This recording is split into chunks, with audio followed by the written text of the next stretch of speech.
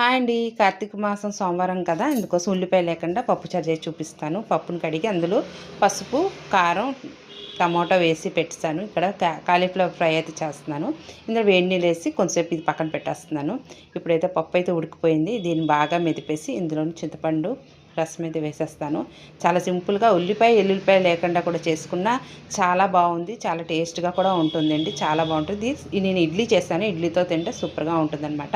ఆ తర్వాత ఈ పక్క అయితే కాలీఫ్లవర్ ఫ్రై అయితే చేస్తున్నాను. ఆవాలు, జీలకర్ర, శనగపప్పు అవన్నీ వేసి కొంచెం ఎండుమిరపకాయలు వేసి పోపు అయితే పెడుతున్నాను. ఆ పక్క అయితే పప్పుచారు అయితే బాగా మరుగుతుంది. ఇప్పుడైతే వేడి నీళ్ళు వేసిన కాలీఫ్లవర్ని వేసేసి కొంచెం ఉప్పు వేసి మూత పెట్టేసి అలా మగ్గించుకుంటే ఆ నీళ్ళంతా బాగా తగ్గిపోతుంది కదా! ఫ్రై చేసినప్పుడు చాలా బాగా వస్తుంది. పప్పుచారు అయితే బాగా మరిగింది. ఇప్పుడైతే పోపు కూడా చూపిస్తాను. ఇందులో ఆవాలు, జీలకర్ర, ఎండుమిరపకాయలు మాత్రమే వేస్తున్నాను. ఇంకేం వేయట్లేదు. కొంచెం ఇంగు వేస్తున్నాను. సాంబార్ పొడి వేస్తున్నాను. సాంబార్ పొడి వేయడం సూపర్ టేస్ట్గా ఉంటుంది. ఇంగు కూడా కొంచెం వేసుకొని మూత పెట్టేసేయండి. తాలింపు అవ్వగానే ఆ వేడికి ఆవిరి పడుతుంది కదా! సాంబార్ మంచి టేస్ట్ వస్తుంది. ఆ వాసన అనేది బయటికి వెళ్ళకుండా. ఈ పక్క అయితే కాలీఫ్లవర్ అయితే బాగా ఫ్రై అయిపోతుంది. ఇందులో కొంచెం పసుపు, కారం వేసేసి బాగా ఫ్రై చేసుకోవాలి. ఇలా ఫ్రై చేసుకుంటే కాలీఫ్లవర్ ఫ్రై అయితే రెడీ అయిపోతుంది.